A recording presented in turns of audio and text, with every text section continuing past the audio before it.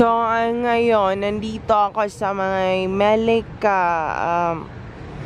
Dito pa rin to, part pa rin to ng Malaysia. Sambatan Tang Kiam Shing. So, ayan.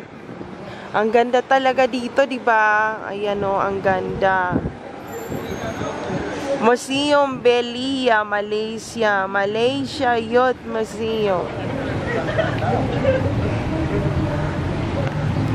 So, ayan. So, nandito ako. So, we'll see how to go to India na naman before this happening. But, kailangan ko muna mag-chill out. Chill out a little bit. So, bumokos tayo at papunta naman tayo ng India. And then, India to Saudi Arabia na. So, ayun, see you later, friends. So, there's no safe place to all targeted individual out there. Take care always, everyone. Mabuhay, Philippines!